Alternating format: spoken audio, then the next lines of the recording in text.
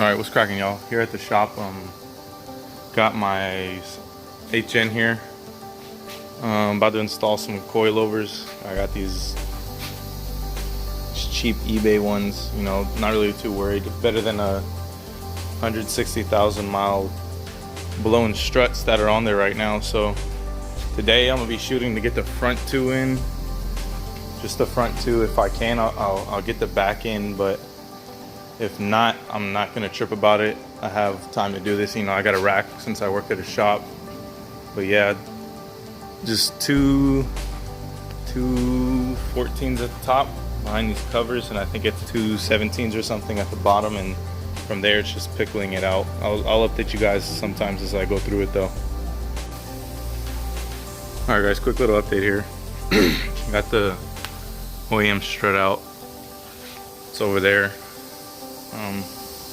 Yeah, this shit was toasted. Leaking, there's hydraulic fluid everywhere. But yeah. These clapped ones are out, and then I think, if I'm positive, these two bolts right here, it's a 19 nut, 17. Just goes through the two holes right here. Pop those out after you get those 314s on the top out. Pop your clip for your ABS sensor, and then I think it's a 12 for your little brake line mount on the actual strut itself. And then yeah, you just kind of shove it down and it all falls out pretty easily. But yeah, from there you just kind of reverse the process. But where it gets tricky is kind of playing with the ride height a little bit. You gotta kind of fine tune and adjust, unless you get lucky and you throw them in there and they're perfectly fine.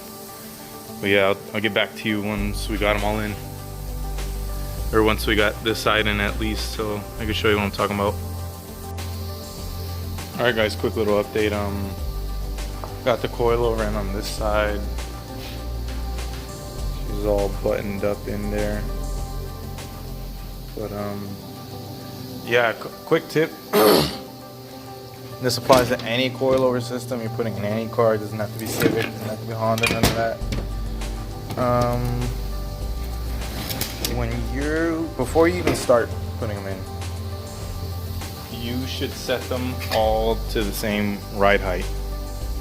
One, because it's easier to set the ride height out the car, like even it all out when it's outside the car, because you could just spin this collar up and down, back and forth, stuff like that. And two, when you go to adjust, say you're too low, you're too high, you could just count by turns. So say I take this socket, it fits in there, and it perfectly like snug, you know, I got an estimate for that, and the other side, they have the same height right here, and they're both too low. I can put a mark right here with like a marker, crayon, anything. I can just count turns. I could count turns going down or count turns going up, and this makes it a lot easier to install the second one, because the second one you already know what height you want and everything. Like for example, this is it off the ground right now, but I put this 15 deep socket in there like that, and then I got the spacing right, but I kind of messed up. I did it inside the car, so it was a lot harder, and it was kind of too low for my liking, so I turned the coil 3 times with the collar going down, so that means it's going to raise up. And basically, yeah, it sits where I want it. So now I know on this one, once I get it in, I'll double check, make sure this fits, and I'll spin it 3 times, making the collar go down so it'll raise the car up, and they'll be at the same ride height. So yeah, that's pretty much it for installing front coilovers. I'm gonna repeat the process on the other side and probably tackle back side on a different day, and then do the alignment after that. But yeah, so next clip you guys see will probably either be last minute, me rushing today, or another day. Alright, what's cracking, y'all? Day 2 of the install here for the coilovers on the red Civic. I already got underway just because I'm trying to get out of here, but I'll still explain it to you guys the best I can. But yeah, all you're basically gonna need is 14, so 14, 12 on that gun, then a 10, and then I'm pretty sure that's it. There's a main bolt right here that holds the bottom of the strut, that goes up there. That's a 14. This one I believe is a 13 or a 14, holding this camber arm on. Well, it's not a camber arm because it's not adjustable, but and you gotta pop your brake line out. That's a 12. And your ABS line, that's a 10. That just pulls out. So yeah. And then at the top here, you have a 14 nut and a 5 size Allen. And that'll get you from this part right here.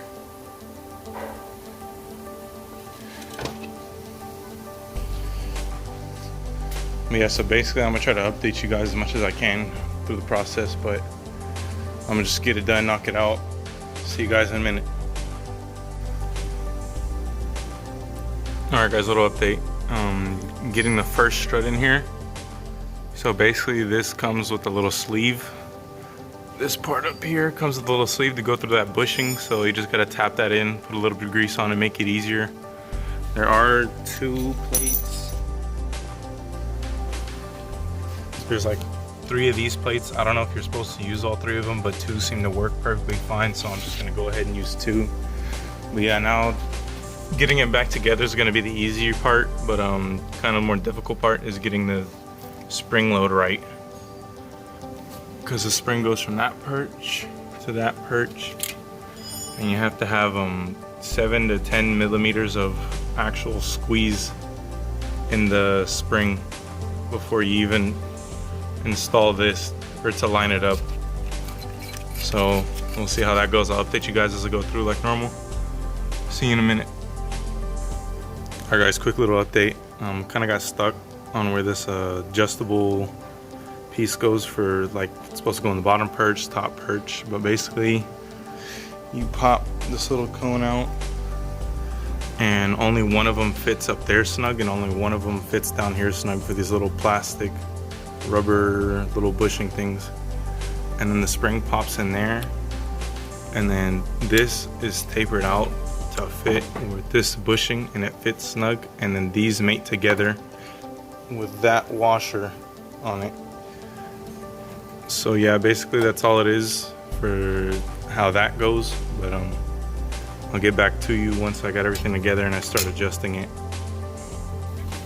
Alright y'all, last update here on the coilover install on my 8th gen.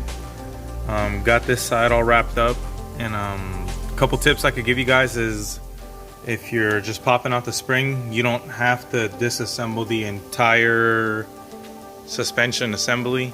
You just gotta pop this arm off, this bolt, and then your shock, and get a pry bar or a big ass screwdriver, and you just put it up in there, probably like this, and just keep yanking at it and it'll pop out.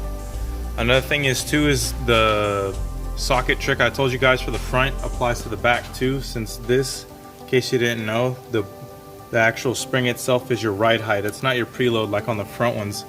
This is your preload to preload your spring. But basically I just took my socket in there. Let's see how I can show you guys. And I just measured the gap pitch with that. And I did that the same for both sides, but when I installed the other side, I adjusted how many turns up, how many turns down, and I realized I needed 5 turns down. So yeah, that socket trick works. It'll save you a lot of time once you're getting it together. You don't have to be super accurate with it, and it'll still be pretty close to the other side. But yeah, basically how you do these coil and bucket designs is, this is your ride height and this is your preload. So basically you get your spring in there. So I had that socket length, that socket thickness in between there, that threaded part, and you put a pole jack. I got a pole jack since I'm on a lift, but you could do this in your driveway. You just get a jack underneath your hub assembly here. You keep going up until it's snug, and I did it to where it had a little bit of play, and you want 7 to 10 millimeters of force going up. So where it's at, you measure it, and 7 to 10 millimeters I'm pretty sure is around a ½ inch, correct me if I'm wrong, but like a little bit less than a ½ inch. And you go and you put the jack underneath, you start jacking it up, you measure it, before you start putting all the pressure on it. So get it snug, measure it, and then a little bit less than ½ an inch, you keep jacking it up. And then from there, you turn this collar up or down to line up with that eyelet down there. And you keep doing that until you find your perfect spot. But every time you adjust this, you have to adjust this. There's no like way around it. Also, another thing is wrapping up, always reclock your bushings. Right here, any ones that you kind of like fucked around with, had to loosen or anything. You just put a jack or a pull jack underneath it. They're loose right now, so you want them tightened in there, but not like tightened to spec. You want them loose to where you can actually like see that there's no pressure on the bushing. Tighten it up until the car lifts itself off the ground, and then you tighten these again. And I always see people not do this, and it ends up fucking up their bushings. Your fucking car sounds like Roddy Ricch going down the road. But anyways, this will prolong the life of your bushings. If you put the pull jack underneath it and clock your bushings, tighten them back up as soon as it's all the way off the ground. What I mean by that is, like, as you're jacking it, you'll see the spring stop moving and the whole car will lift, and that's when you tighten that. So yeah, basically that's all it is, guys. You know, especially with these coil and buckets, this is like, I'd say, a morning to evening project if you're like really busting your ass out there. But yeah, it was a lot easier because I had a lift. I could just go up and down on the lift, but you could definitely do this in your driveway, do it yourself at home.